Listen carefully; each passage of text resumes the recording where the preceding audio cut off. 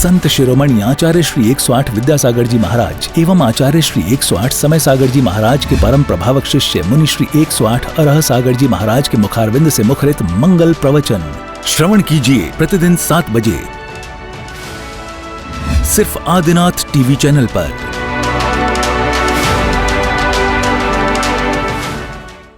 राजस्थान के किशनगढ़ का Tilak stone and arts private limited, जो अपनी चमक दमक के लिए प्रसिद्ध है, जहां पर मिलता है हर प्रकार का उच्च क्वालिटी का मार्बल एवं उससे बने उत्पाद, ऐसे ही तिलक ग्रुप परिवार को सौभाग्य मिला है परम पूज्य मुनि श्री अरह सागर जी महाराज के प्रवचन का पुण्यार्जक बनने का।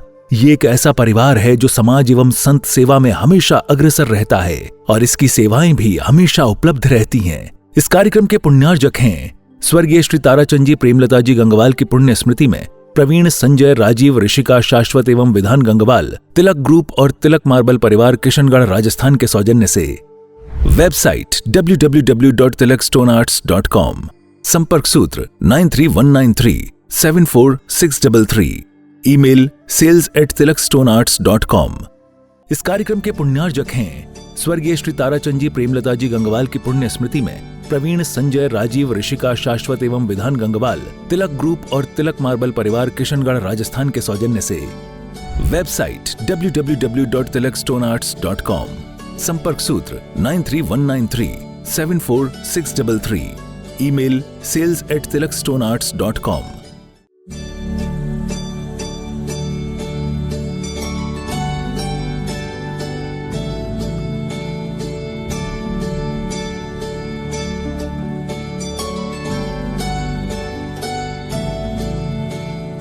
बोलिए पंच परमेष्टि भगवान की, भगवान महावीर स्वामी की, अहिंसा परमो धर्म की।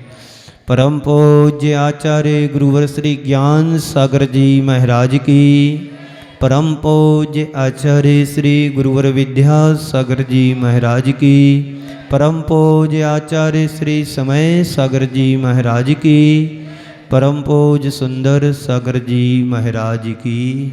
सम्यक दर्शन की बात चल रही है। सम्यक दर्शन हमारे जीवन का वह परम तत्व है जो स्वयं से स्वयं की पहचान कराता है। सम्यक दर्शन के बिना इस संसारी प्राणी का संसार सागर से पार होना पॉसिबल नहीं है। जैसे आप सभी यात्रा करते हैं, कोई भी यात्रा हो, चाहे ट्रेन की हो या फिर प्लेन की हो, तो उस यात्रा के लिए हमें टिकट की आवश्यकता होती है। टिकट तो समझते हैं ना, सिनेमा देखने भी जाओगे तो वहाँ पर भी 2 रुपये का टिकट लगेगा। अब बात अलग है कि 100 रुपये की टिकट हो गई है। जब मैं अपने गांव में सिनेमा देखने जाता था तो 50 पैसे की टिकट आती थी। मुश्किल से 10-15 मिनट देखता था, मन नहीं लगता था, वापस आ जाता था। बात टिकट की है, फिल्म देखने की नहीं है। ऐसे ही सम्यक दर्शन वह टिकट है कि जिसके माध्यम से हम संसार सागर से पार हो सकते हैं। हो ही नहीं सकते, हो ही जाते हैं। सम्यक दर्शन के 8 अंगों की व्याख्या यहां पर चल रही है। पहले सम्यक दर्शन के अंग में हमने समझा था निःशंकित अंग, यानी हमारे जीवन में शंका नहीं होना। शंका और संदेह को जहां पर स्थान होता है वहां पर सम्यक दर्शन नहीं होता है।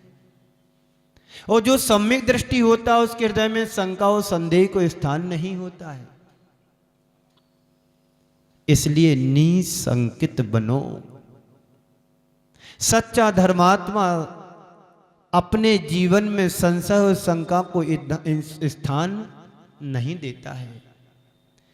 दूसरे अंग में हमने समझा था निकांक्षित अंग। कांक्षा यानी इच्छा। संसार के प्रत्येक प्राणी के पास किसी ना किसी रूप में इच्छा होती है। मेरे अंदर भी इच्छा है, आप लोगों के हृदय में भी इच्छा होती है। मेरे हृदय की इच्छा, मेरे मन की आकांक्षा और आपके अंदर की आकांक्षा, इच्छाओं में काफी अंतर होता है।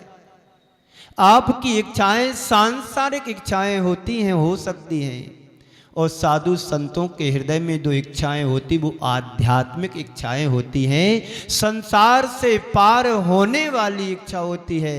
संत कहते हैं साधु की इच्छा होती है, तो मैं भी इच्छा से भर कर के प्रवचन कर रहा हूं कि आप लोग सुने, और आपके अंदर की भी इच्छा है कि हम सुनने आए हैं। ये भी इच्छाएं होती है, इच्छा होती है। संसार का कोई प्राणी इच्छातीत नहीं है। एकमात्र जो हमारे प्रभु और आराध्य हैं वही इच्छातीत होते हैं, चाहे से परे होते हैं। तीसरे नंबर पर सम्यक दर्शन का अंग आता है निर्विचिकित्सा अंग। विचिकित्सा यानी गिलानी, और निर्विचिकित्सा यानी गिलानी से रहित। आप किसी वस्तु को देखते हैं, मन में घृणा का भाव आ जाता है, नफरत का भाव आ जाता है। जिसके प्रति तुम्हारा लगाव होता है उससे नफरत नहीं होती, ईर्ष्या नहीं होती, बेमनस्ता नहीं होती है। पर जिसके प्रति हमारा कुछ बैर भाव होता है, व्यक्ति को देख करके नफरत का भाव हमारे अंदर उमड़ने लगता है, ईर्ष्या होने लगती, गिलानी होने लगती है। पर संत कहते हैं सच्चा सम्यक दृष्टि गिलानी से परे होता है।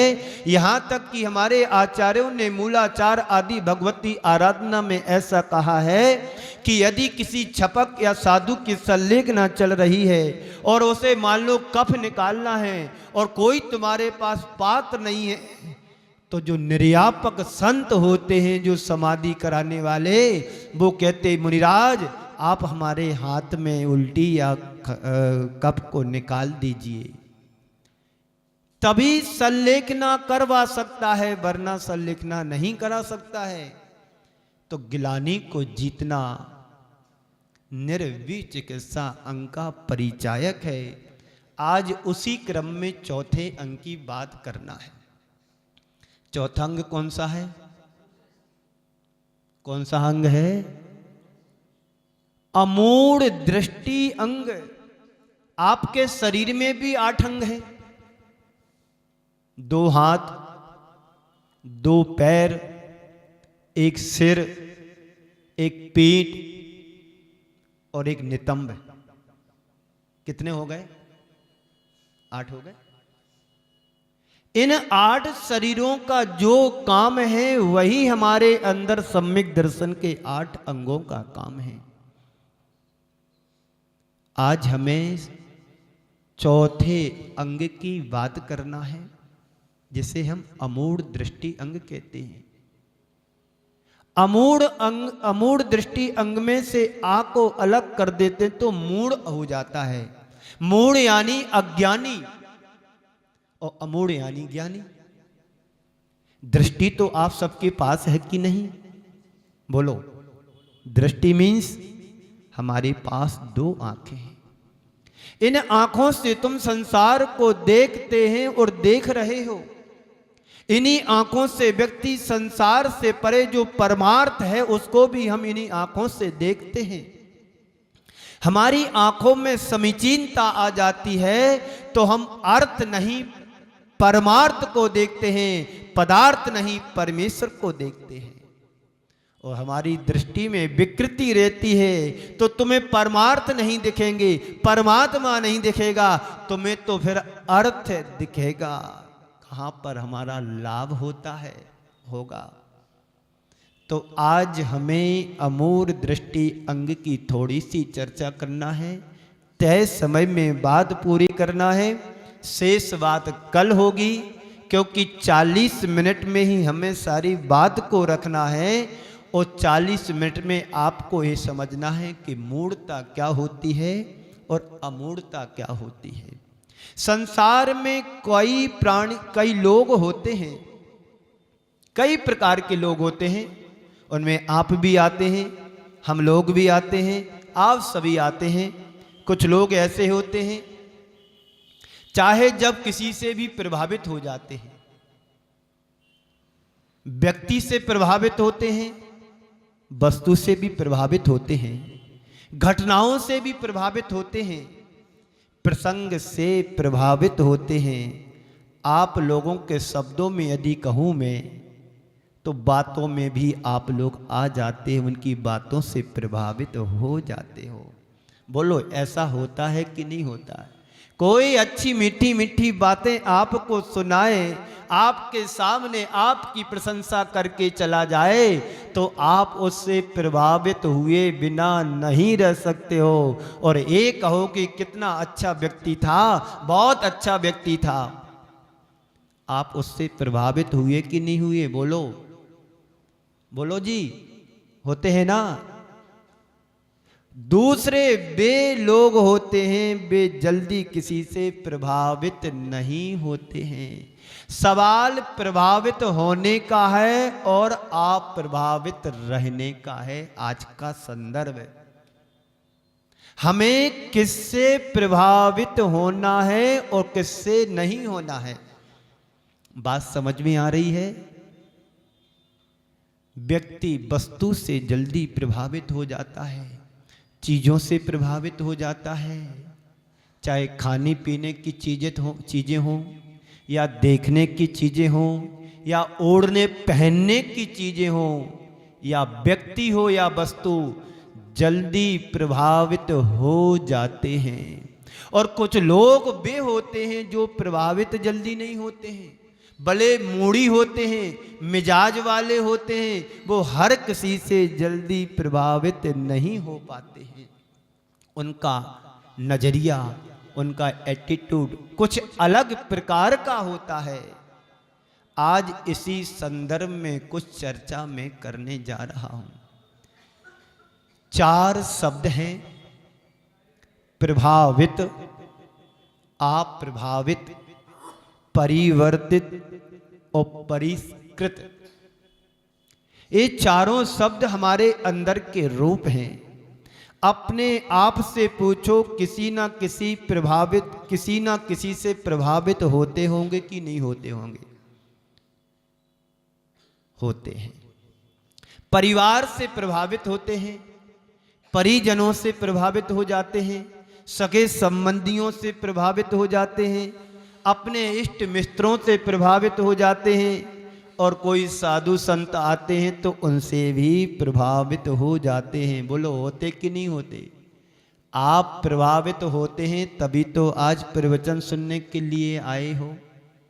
कल बहुत से लोग आए थे, शाम को भी सुना था।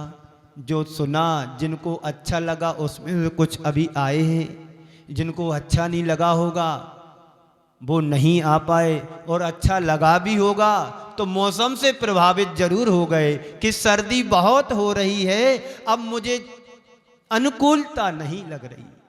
तो प्रभावित मौसम से हुए कि नहीं हुए? बोलो हाँ। कुछ लोग व्यापार से प्रभावित होते हैं, ये अच्छा व्यापार है, ये अच्छा नहीं, चलो इसको करना चाहिए, इसको नहीं करना चाहिए, इसमें लाभ हो रहा है, चलो इसको ज़्यादा कर लो, चाहे सर्दी हो चाहे गर्मी हो, करना है सो करना है। कुछ लोग परिजनों से प्रभावित होते हैं, ना जाने कितनों से प्रभावित हो जाते हैं, लेकिन भगवान से भी प्रभावित होते हैं, धर्म से प्रभावित होते हैं और धर्मात्मा से भी प्रभावित होंगे। प्रभावितों से केवल प्रभावित ही हो या पल में तुम्हारा प्रभाव अप्रभाव में बदल जाता है या प्रभाव अप्रभाव में ढल जाता है। क्या रिजल्ट निकलता है तुम्हारे अंदर से, यदि आपका अंदर से सम्यक दर्शन मजबूत होगा तो कोई तुम्हें पर पदार्थों से, पर चीजों से प्रभावित नहीं कर पाएगा। जो सम्यक दृष्टि नहीं होता है, मूढ़ दृष्टि होता है, वो हर किसी से पल पल में परिवर्तित हो जाता है, पल पल में प्रभावित हो जाता है। कोई यदि नाच गाने वाला आ जाए तो वहां पर भीड़ लग जाए, प्रभावित हुए कि नहीं हो उससे? कोई संत आ जाए तो उससे प्रभावित हुए कि नहीं हुए? ये तुम्हारा प्रभाव आत्मा के स्तर का नहीं है, ये तुम्हारा प्रभाव बाह्य प्रभाव है, शरीरगत प्रभाव है। लोग व्यक्ति से आकर्षित हो जाता है, उसका प्रभाव, साधारण व्यक्ति का प्रभाव भी असाधारण क्षमता को छोड़ देता है। संत कहते तुम्हारा तो उथला प्रभाव है। धर्म की गहराई में जाओ, धर्म के सिद्धांत को समझो, सम्यक दर्शन को समझने की कोशिश करने वाले कभी किसी से प्रभावित नहीं होते हैं। वो सम्यक दृष्टि कहता है ये मेरा रूप नहीं, मेरा स्वरूप तो कुछ और है। उस स्वरूप की पहचान जब हमारे हृदय में घटित हो जाती है तो सम्यक दृष्टि बाहर के प्रपंचों में से प्रभावित नहीं होता है। कब प्रभावित हो जाए और कब आप प्रभावित है, इस संसार का खेल है। संत कहते हैं संसार का खेल चलता रहेगा, कभी लाभ, कभी हानि, कभी संयोग, कभी वियोग, कभी अनुकूल, कभी प्रतिकूल, कभी अपना, कभी पराया। कब क्या किसके जीवन में घटना घट जाए कुछ भी कहा नहीं जा सकता है। इसलिए अमूढ़ दृष्टित्व तुम्हारे जीवन में घटना चाहिए। व्यक्ति के जीवन में घटनाएं घटती हैं, लोग उनसे प्रभावित हो जाते हैं। किसी के घर में कोई घटना घट जाए, सारी जिंदगी उस बात को लेकर के व्यक्ति बैठ जाता है और अंत में परिणाम ये निकलता है कि वह डिप्रेशन का शिकार बन जाता है। आपने उस घटना से अपने आप को जोड़ लिया। संत कहते हैं सम्यक दृष्टि जीव कहता है वह भी मेरा नहीं, और जो मेरा शरीर है वह भी मेरा नहीं, मेरा तो कुछ और है, जिसे कोई छू नहीं सकता है, जिसे कोई गला नहीं सकता है, जिसे कोई हमसे छुड़ा नहीं सकता है। वो हमारा आत्म तत्व, आत्म वैभव है। संसार के अधिकांश लोग पर वैभव में उलझ रहा है, बाह्य वैभव को सब कुछ मान करके चल रहा है। इसी को बोलते हैं मूढ़ता और इसी को बोलते हैं मूढ़ दृष्टि। मूढ़ दृष्टि का मतलब है हमारे अंदर की अज्ञानता। संसार में दो तरह के लोग होते हैं, एक मूर्ख होते हैं, दूसरे मूढ़ होते हैं। एक मूर्ख होते हैं, दूसरे मूढ़ होते हैं। मूर्ख व्यक्ति को पढ़ा लिखा करके विद्वान बनाया जा सकता है, पर मूढ़ व्यक्ति को विद्वान बने के कोई जरूरी नहीं है, क्योंकि उसकी मूढ़ता में एक अंदर से प्रवेश कर गया है, यही सब कुछ है, और उसकी अज्ञानता हटने वाली नहीं है। और जिस व्यक्ति के अंदर मूर्खता विद्वत्ता में परिवर्तित हो जाती है वह व्यक्ति ज्ञानी कहलाता है, और जो अज्ञानता के साथ जीवन को जी रहा है वह व्यक्ति मूढ़ कहलाता है।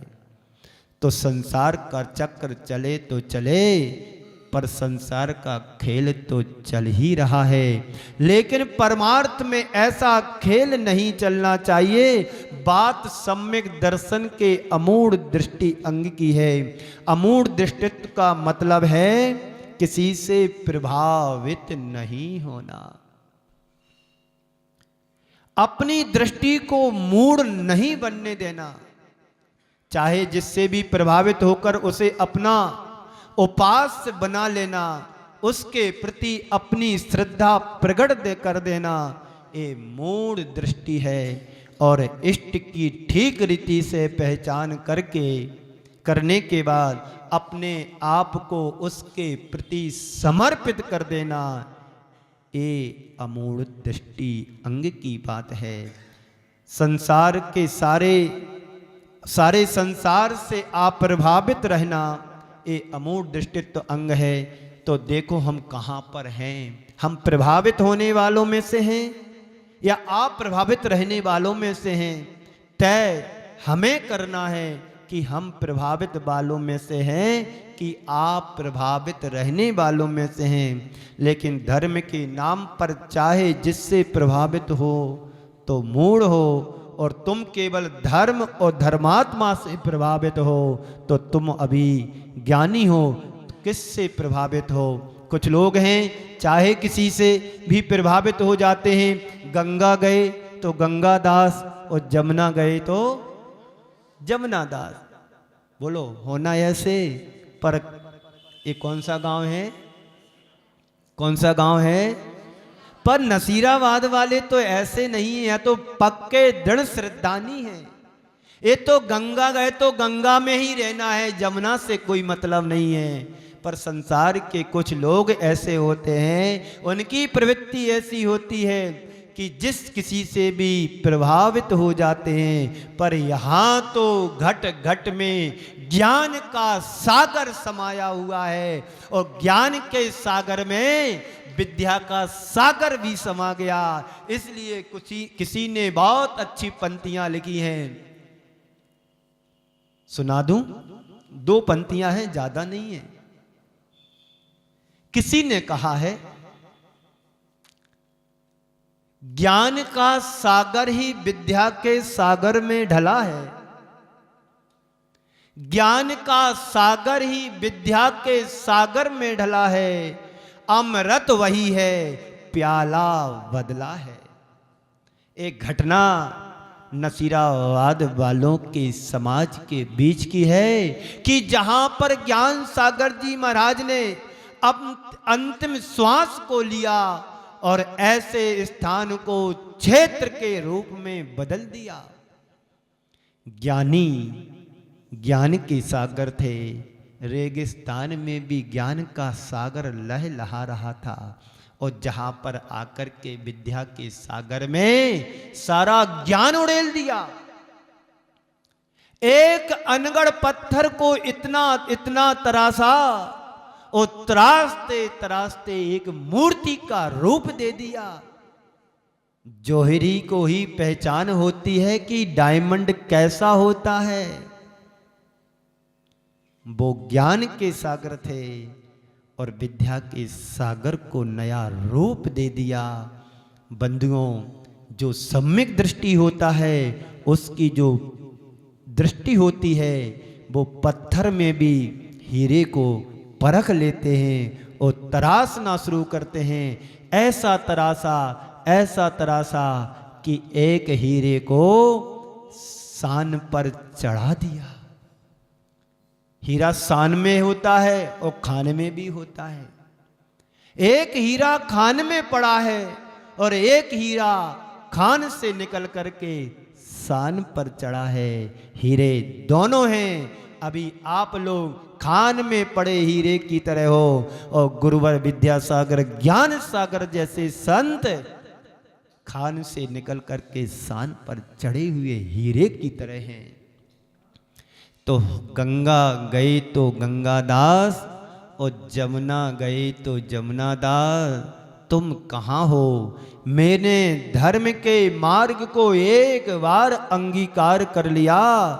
अब तुम्हारे हृदय में कोई एक आदर्श आना चाहिए, और तुम जिसे आदर्श के रूप में अपने आप को आत्मसात कर सको, उससे प्रभावित ही ना हो, समर्पित भी हो जाओ। हमारे देव, हमारे शास्त्र, हमारे गुरु ये हमारे देव शास्त्र गुरु वह दर्शन है जिसके माध्यम से हम अपनी श्रद्धा को मजबूत बनाते हैं। एक बार यदि तुमने परमात्मा को देख लिया, अब तुम्हें दृष्टि में किसी और को प्रभावित नहीं होना चाहिए। एक बार तुमने जिनवाणी के शब्द सुन लिए, अब तुम्हें किसी और शब्दों की सुनने की जरूरत नहीं है। एक बार तुमने परमात्मा को देख लिया, अब तुम्हारी आंखों में कोई दूसरा आने वाला नहीं है, देखने की जरूरत नहीं है। एक बार तुमने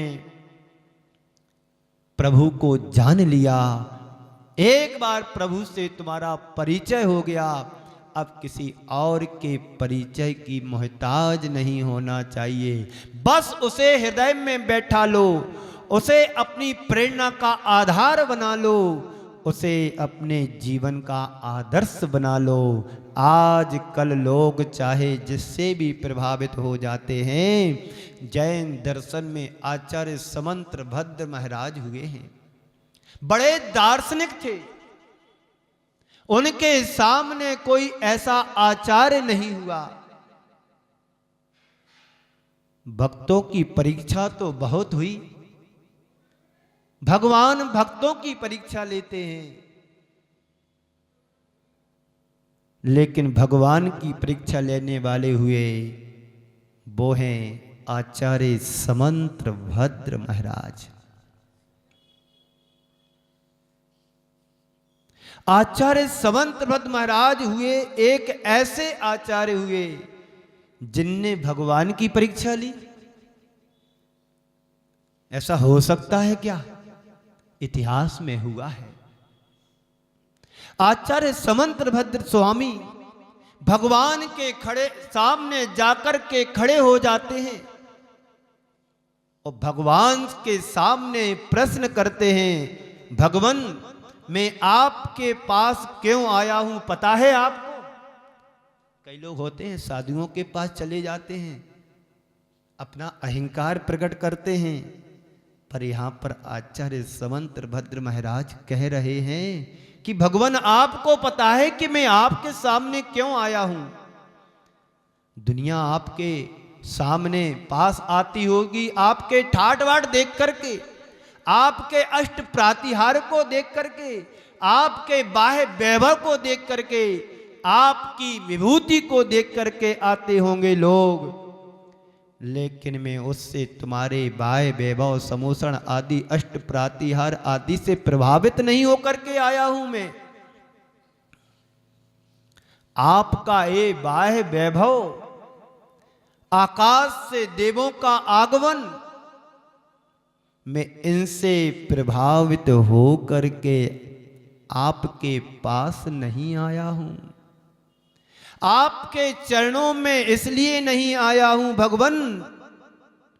भगवान ने पूछा कि तू ही बता दे कि क्यों आया हूं मेरे पास। भगवान कहते हैं कि तू ही बता दे तो फिर मेरे पास क्यों आया है? आया तो है, तू किससे प्रभावित होकर के आया है यह तो बता दे। हे भगवान, आप कहो कि आकाश से देवों का आगमन हुआ सो मैं आया हूं, नहीं, आप उधर आकाश में विचरण कर रहे हो इसलिए मैं आपसे प्रभावित होकर के आया हूं, सो ऐसी बात नहीं। आपके छत्र चमर आदि विभूतियों को देख करके आया हूं, सो ऐसी बात नहीं, इसलिए नहीं आया मैं। क्यों? ऐसा तो कोई भी चमत्कारी बाबा कर सकता है, चमत्कार दिखा सकता है, मैं इन सब से प्रभावित होकर के नहीं आया। मैं आपके साथ विभूति है सो इसको देख करके आया हूं, सो नहीं आया हूं। मैं बाह्य वैभव के से प्रभावित होकर के आया हूं, सो नहीं। आपके चरणों में इसलिए सिर नहीं झुका रहा हूं। भगवान ने कहा तो फिर बता दे किस लिए झुका रहा हो सिर, किस लिए सिर झुकाने के लिए आया हो। आपके चरणों में आने के बाद मुझे दिख रहा है आपके अंदर कोई दोष नहीं है, आपके अंदर कोई दुर्बलता नहीं है, आपके अंदर कोई विकृति नहीं है, आपके अंदर कोई बुराई और दोष और दुर्बलता नहीं है। आपने अपने सारे आवरण को निरावरण में बदल दिया है। इसलिए मैं आपके से प्रभावित होकर के आपके चरणों में सिर झुका रहा हूँ और आपको मैं वंदना भी कर रहा हूँ। हम भगवान को देखें, भगवान के वैभव को ना देखें, हम भगवान के अंदर के गुणों को देखें, हम भगवान के बाहर के ठाट वाट को ना देखें। भगवान के अंदर जो गुण हैं उन गुणों से प्रभावित होकर के मैं आया हूं। इसलिए कहा है बंदे तद्गुण लभते। हे भगवान, मैं आपकी वंदना इसलिए नहीं करता हूं कि आपका बाह्य वैभव है इसलिए नहीं, मैं आपके चरणों में इसलिए वंदना करता हूं, इससे प्रभावित हुआ हूं कि जो गुण आपके पास हैं वही गुणों को मैं प्राप्त करने के लिए आया हूं। इसलिए आपके चरणों में नत मस्तक हूं। अभी तक संसार में जहां पर भी मैं गया उनमें कोई ना कोई दोष और दुर्बलता जरूर दिखी। प्रभु, आपको ना भूख है, ना प्यास है, ना रोग है, ना शोक है, ना भय है, ना आतंक है। संसार के प्राणियों के पास जहां जहां पर भी गया मैं, वहां रोग भी मिला, शोक भी मिला, भय भी मिला, संताप भी मिला, सब कुछ मिला, भूख और प्यास से प्रेरित मिले। लेकिन आपके पास इस तरह का कुछ भी दुर्बलता दिखाई नहीं दिए। इसलिए मैं आपके इस स्वरूप से प्रभावित होकर के मैं आपके चरणों में आया हूं। हे भगवान, इस संसार में आप इकलौते हो जिसमें किसी भी प्रकार की दुर्बलता और दोष नहीं पाया जाता है, जो इन सब से परिमुक्त दिखाई दे रहे हो। आप में कोई आवरण नहीं, आप तो निरावरण हो। देखो वीतराग प्रतिमा को देखो, कोई आवरण है उनके पास? शांत प्रशांत रूपाय दिगंबराय देवादि देवाय जिनेन्द्राय। पढ़ते ना दर्शन पाठ में, प्रशांत रूपाय दिगंबराय देवादि देवाय नमो जिनाय। जिसके कारण में आपके भीतर का ज्ञान प्रकट हो गया है। संसार में हर विभूतियां किसी ना किसी रूप में ग्रसित हैं। संसार की हर विभूति में आवरण है, इकलौते आप मुझे दिखाई दे रहे हो जिसमें ना कोई दोष है, ना रोग है, ना शोक है, कुछ भी नहीं है और ना ही किसी प्रकार का आवरण है। और इसी का परिणाम है कि आज मैं आपके चरणों में आकर के नत मस्तक हुआ हूँ, शरणागत हुआ हूँ। इसलिए आप मुझे प्रिय हो, नमन कर रहा हूँ। यह एक दृष्टि है। आजकल लोग चमत्कारों को ज्यादा नमस्कार करते हैं, है ना? कोई बड़ा संघ आया होता, नाम ख्याति प्राप्त, तो बड़ा पंडाल बना होता और वहां पर भोजनशाला खोल दी होती, तो गांव के तो आते ही आते, लेकिन आसपास के 200-500 लोग और लोग आते। इसलिए चमत्कार को नमस्कार होता है। 1994 की बात है, अमरकंटक की। जब आचार्य गुरुदेव अमरकंटक में थे, उस समय अजित जोगी वहां के मुख्यमंत्री भी थे। वो गुरुदेव के दर्शनार्थ पधारे और गुरुदेव के दर्शन करने के बाद उन्होंने किसी संत से पूछा कि इन बाबा के क्या चमत्कार हैं। क्या बोला? इन बाबा के क्या चमत्कार हैं? क्योंकि आजकल बाबा बैरागियों का वैरागियों की पहचान उनके चमत्कारों से होती है। मैं आपसे चमत्कार करने की बात करूं कि मेरे पास एक ऐसा मंत्र है जो मंत्र जपते ही आप चमत्कृत हो जाते हो, तो यहां पर अभी लाइन लग जाएगी। तो उन्होंने पूछा कि कहा क्योंकि आजकल बाबा वैरागियों की पहचान उनके चमत्कारों से होती है। उन्होंने पूछा बाबा के क्या चमत्कार हैं? उनसे कहा गया हम जैसे साधु संतों को युवकों के लिए, युवतियों के लिए उनके चरणों में सब कुछ निछावर करने को तैयार हो गए, और इससे बड़ा बाबा का चमत्कार और क्या हो सकता है।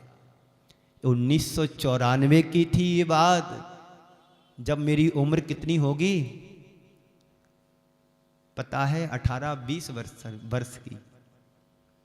इस अवस्था में हम जैसे युवक गुरु चरणों में आने को समर्पित हो जाएं, इससे बड़ा बाबा का और कौन सा चमत्कार और क्या चमत्कार हो सकता है। इसी मंगल पुनीत भावना के साथ मैं अपनी वाणी को यहीं पर विराम देता हूँ। बोलिए परम पूज्य आचार्य गुरुवर श्री विद्यासागर जी महाराज की। इस कार्यक्रम के पुण्यार्जक थे स्वर्गीय श्री ताराचंद जी प्रेमलता जी गंगवाल की पुण्य स्मृति में प्रवीण, संजय, राजीव, ऋषिका, शाश्वत एवं विधान गंगवाल, तिलक ग्रुप और तिलक मार्बल परिवार किशनगढ़ राजस्थान के सौजन्य से।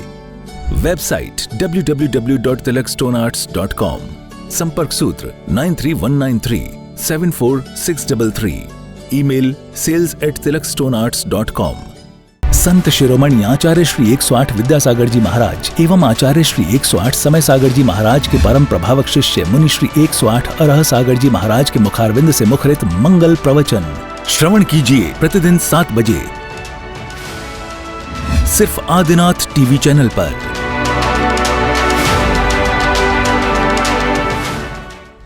राजस्थान के किशनगढ़ का Tilak stone and arts private limited, जो अपनी चमक दमक के लिए प्रसिद्ध है, जहां पर मिलता है हर प्रकार का उच्च क्वालिटी का मार्बल एवं उससे बने उत्पाद, ऐसे ही तिलक ग्रुप परिवार को सौभाग्य मिला है परम पूज्य मुनि श्री अरह सागर जी महाराज के प्रवचन का पुण्यार्जक बनने का। ये एक ऐसा परिवार है जो समाज एवं संत सेवा में हमेशा अग्रसर रहता है और इसकी सेवाएं भी हमेशा उपलब्ध रहती हैं। इस कार्यक्रम के पुण्यार्जक हैं स्वर्गीय श्री ताराचंद जी प्रेमलता जी गंगवाल की पुण्य स्मृति में प्रवीण, संजय, राजीव, ऋषिका, शाश्वत एवं विधान गंगवाल, तिलक ग्रुप और तिलक मार्बल परिवार किशनगढ़ राजस्थान के सौजन्य से। वेबसाइट www.tilakstonearts.com, संपर्क सूत्र 9319374633, ईमेल sales@tilakstonearts.com।